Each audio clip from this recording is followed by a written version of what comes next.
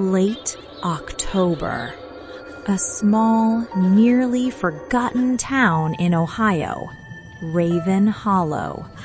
The place felt like it existed outside of time. As soon as evening fell, an unnatural silence swallowed the town whole. The distant cornfields whispered in the cold wind, their dry stalks scraping together in a way that sometimes sounded like footsteps, slow, deliberate, uncomfortably close. At the far edge of town, where the road nearly disappeared, stood an old Victorian mansion, its porch collapsing, windows half shattered. Black stains clung to the walls, as if the place had once been consumed by fire and never truly recovered. People avoided it. Some said something still walked inside that house, but no one ever saw it. They only heard the footsteps. Mia Carter didn't believe any of that.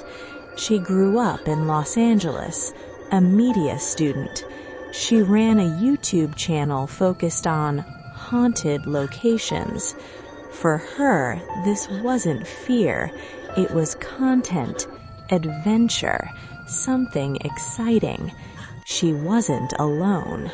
Jake, her boyfriend, handled the camera. Emily, easily terrified, yet somehow always came along anyway. And Daniel, the skeptic, determined to explain everything with science. That evening, they drove in to Raven Hollow. The streets were empty. Old streetlights flickered lazily overhead. Emily stared out the window and whispered, "I don't like this place. Something feels off." Jake chuckled. "That's exactly why we're here." Mia didn't respond. She was staring ahead toward the mansion, standing in the darkness. They stopped at a small diner first. Inside, a few people sat quietly, too quietly. When Mia asked, "Do you know where Whitmore House is?" the entire room seemed to go cold. An old man slowly looked up. "Why would you want to go there?" Daniel smiled casually. "We're just filming a video." An older woman snapped back immediately. "Filming? That's a place for filming now? Do you kids have no sense of self-preservation? Everything has to be taken too far these days." She paused, then added, quieter this time, "If you'll listen to us, don't go there." Daniel smirked again. "Don't worry about us. We've done this before." The old man leaned forward, lowering his voice. "That house isn't just a house. It's cursed." Mia smiled politely, but somewhere deep inside, something shifted. By 9 p.m., they stood in front of the mansion. Under the pale moonlight, it looked even larger, even more menacing. No one was around, only the wind, only the sound of dry leaves dragging across the ground. Jake pushed the door open. It let out a long, broken creak. A wave of cold, damp air rushed out, as if something inside had been breathing for years, and the moment the door opened, it exhaled. They stepped inside. Dust covered the floors. Broken glass crunched underfoot.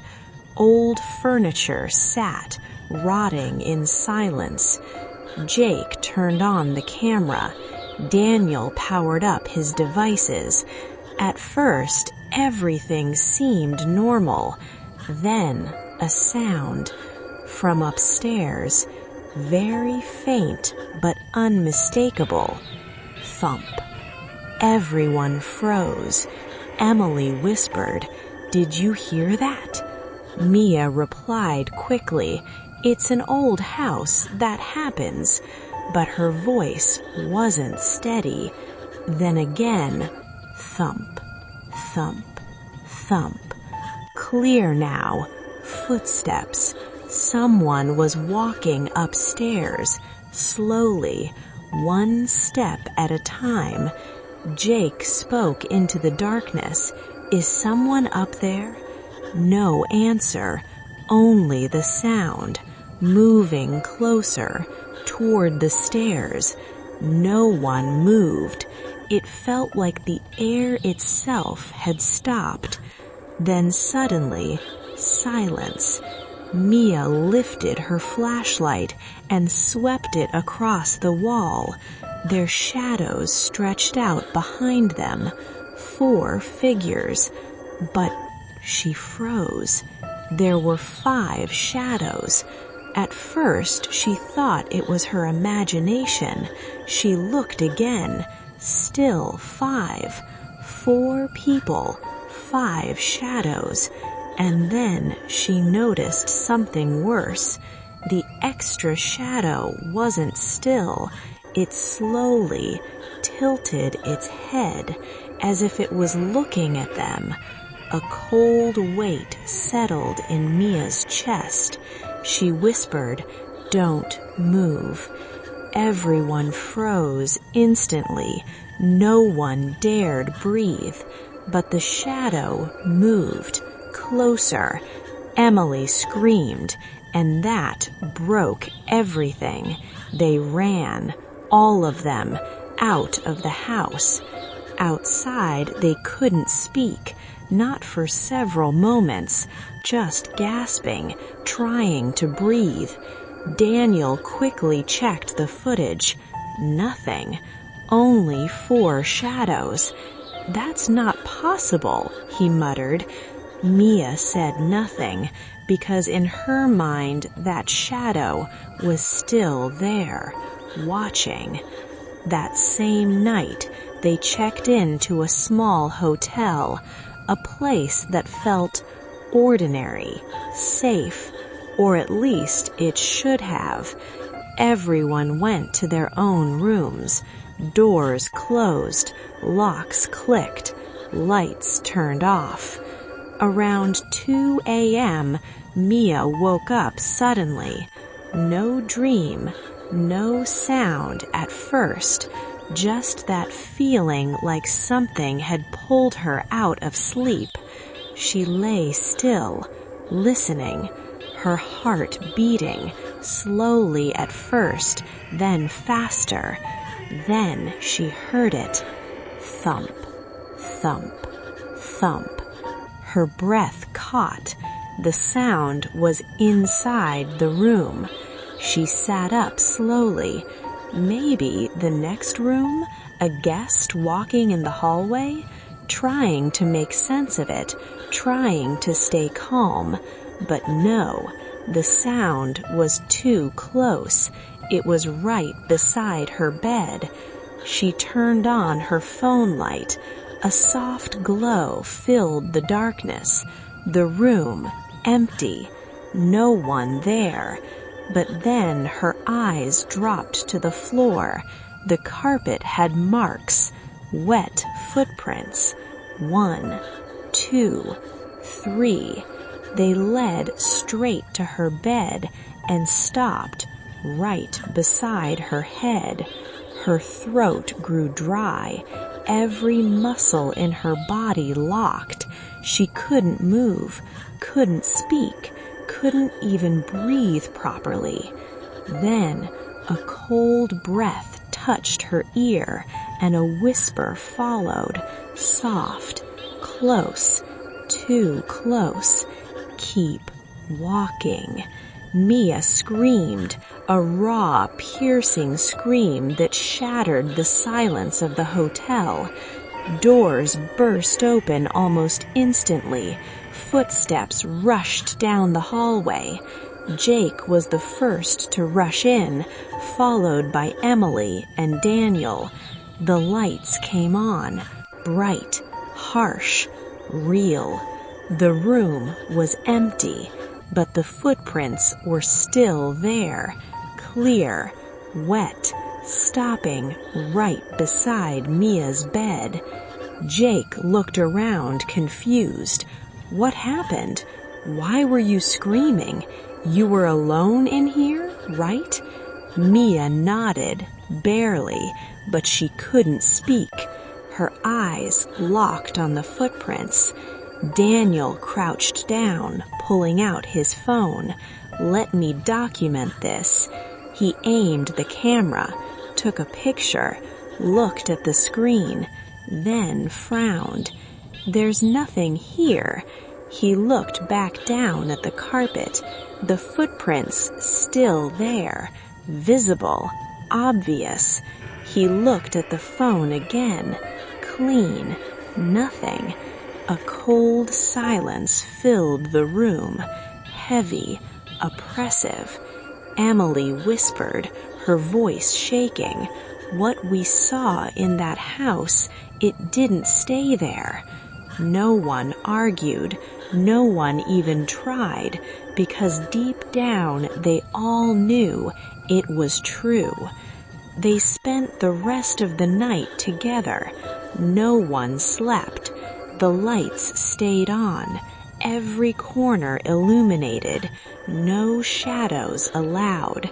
They sat in silence, tension hanging, thick in the air. Every now and then, thump. Footsteps in the hallway, slow, measured, stopping right outside the door, then fading away. Morning came, but the fear didn't leave. They checked out as soon as they could. No breakfast, no conversation, just leave. Stepping outside should have felt like relief. Fresh air, sunlight, safety, but it didn't. The town looked the same, quiet, still, unchanged. But now, that silence felt different, like something was hiding inside it, watching, waiting. Mia finally spoke, her voice low, uneasy. I feel like it's still following us. Daniel rubbed his face, trying to think, trying to stay rational. Maybe we triggered something in that house. Did something that made it attach to us. Emily shook her head slowly. No. Her voice trembled. It was trapped there. A pause. We gave it a way out. Jake looked at her, confused, concerned. What do you mean? Emily swallowed, eyes unfocused. It wanted to leave. Silence. No one said anything after that, because deep down they all knew it might be true. That afternoon, they went back to the diner. The old man was there, sitting in the same place, as if he had been waiting. The older woman looked at them, eyes wide. You actually went there, didn't you? Mia stepped forward, her voice quieter now, less confident. We made a mistake. Something from that house followed us. The old man closed his eyes just for a moment, then sighed, slow, heavy. Then, he said, opening his eyes again, you need to understand what you've brought with you. The old man leaned forward, elbows resting on the table, voice low, heavy. That house wasn't always like that. A pause. A girl named Eleanor lived there with her family. They traveled abroad for business, but she stayed behind, alone. The word lingered, uncomfortable. One night, he continued, neighbors saw the house engulfed in flames. Emily's breathing grew shallow. They heard her screaming from inside.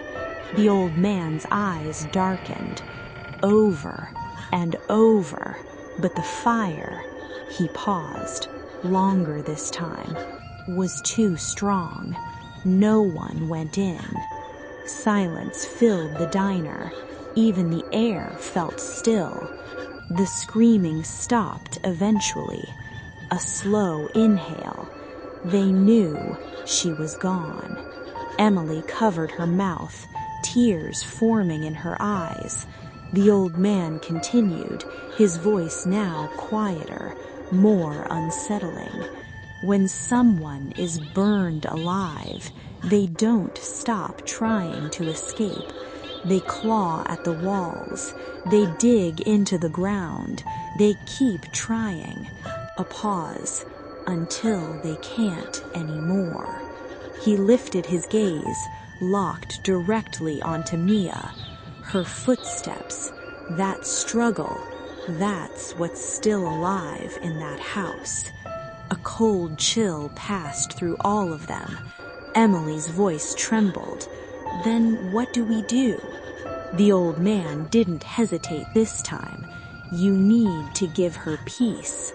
Mia swallowed, her voice barely above a whisper. How?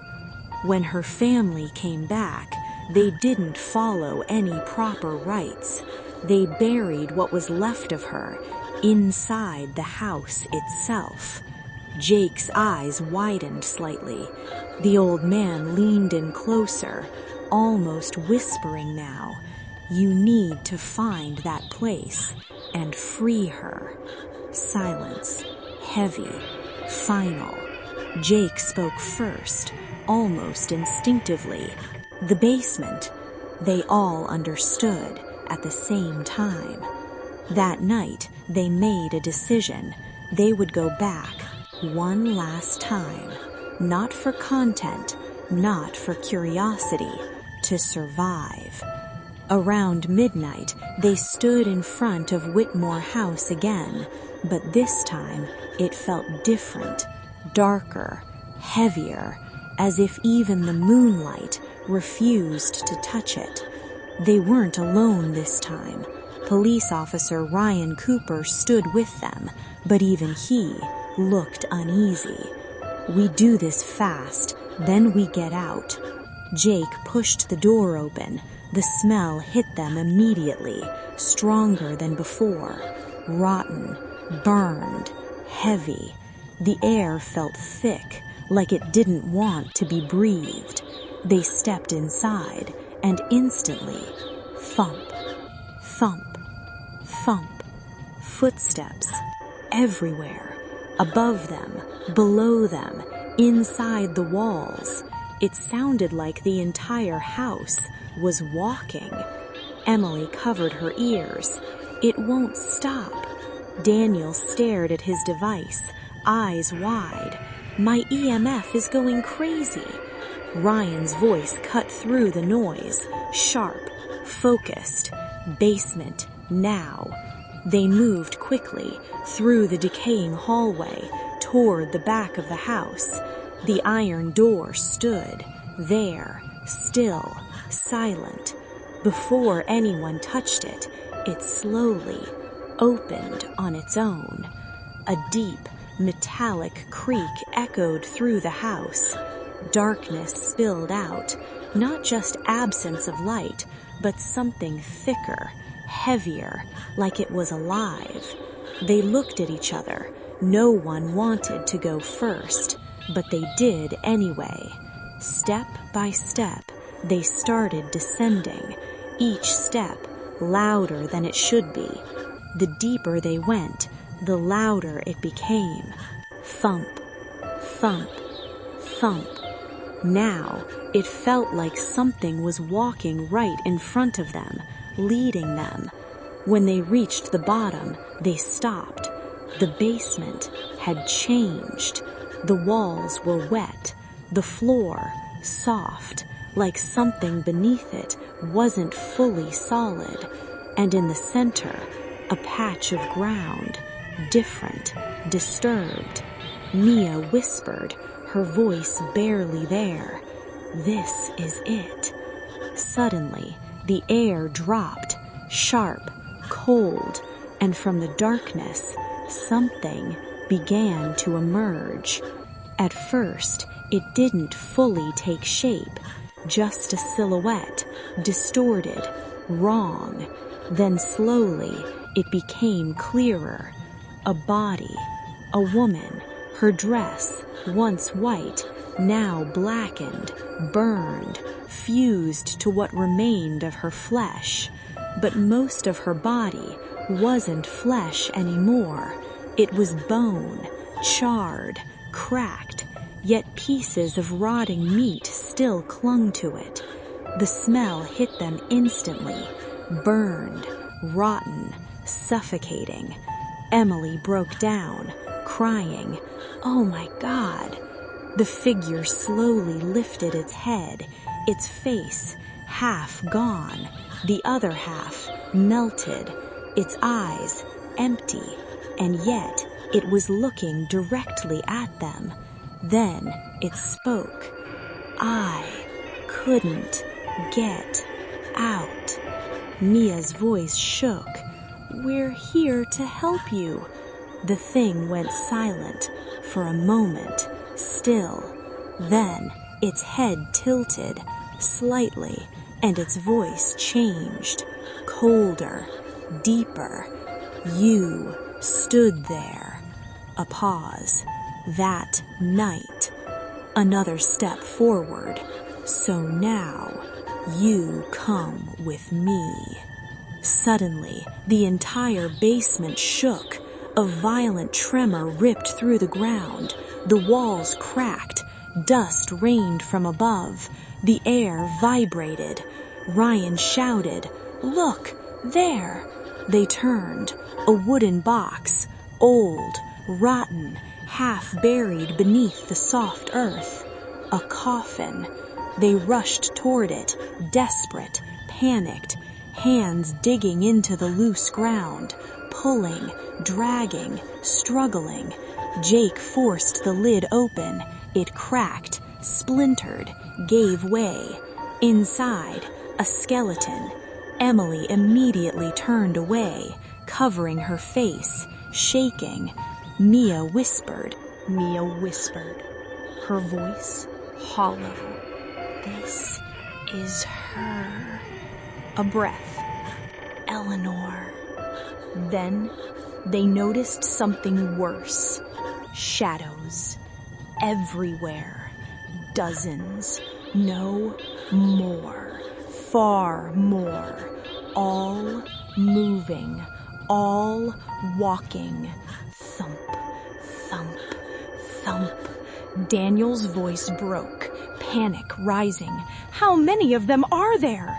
Ryan shouted, louder now, urgent. "We need to get out, now!" But the stairs were gone, completely gone. Only darkness remained, endless. And the sound, thump, thump, thump. Mia's expression changed. Something clicked. Something wrong. They don't want peace. Everyone turned toward her. Her voice, distant now, not fully hers. They want someone to replace them. Silence. And then a whisper from inside the coffin. Close. Impossible. "Now, you stay too." Mia's body jerked. Suddenly, her foot moved on its own. Thump. Another step. Thump. Another. Thump. Jake grabbed her, panic exploding. "Mia, stop!" She shoved him away, hard, violent. Her eyes empty. just like Eleanor's. She started walking, slowly, toward the darkness. Emily screamed, "Mia, please!" No response. Ryan reached for his gun, but froze. There was nothing to shoot. Everything was shaking. Daniel shouted, voice cracking, "The house! It's catching fire!" Flames began creeping along the walls, small at first, then spreading, hungry, fast. The heat rising, the air thick with smoke. Ryan made a decision. Instant, final. He ran forward, grabbed Mia. "He's not in control," he shouted. "Move!" He forced her into a large sack lying nearby. Tight, restrained, they lifted her together, struggling, slipping, barely holding on. The house was collapsing, wood snapping, walls splitting, ceiling breaking apart. There was no exit, no stairs, no door. Only fire, only darkness, only thump, thump, thump. Then Ryan saw it. A window! Upstairs, second floor, broken. "It's our only way out." Jake hesitated, fear flashing across his face. "That drop could break our legs." Ryan cut him off, sharp, commanding, "Better broken than dead. Move!" They ran, through smoke, through heat, through the suffocating air, carrying Mia, kicking, fighting, not herself. The sound followed them, every step, right behind them. Thump, thump, thump. They reached the window, glass already cracked, frame unstable. No time. One by one, they jumped. Glass shattered, bodies hit the ground, hard. Pain exploded through them, bones screaming, air knocked from lungs. But they were alive. Their screams echoed into the night. Lights turned on in nearby houses. Doors opened. People ran out. Voices overlapping, shouting, confused, panicked. Someone called for help. Sirens in the distance. Everything blurred after that. Days later, they survived. Physically, they recovered, mostly. Bruises faded, bones healed. But Mia was different. She couldn't stay alone anymore, not even for a moment, because she still feels it every night, right behind her, walking slowly, thump, thump, thump. And sometimes, when the room is completely silent, when there is no wind, no sound, no movement, she hears it, a whisper, very close, right beside her ear, soft, cold. "Keep walking."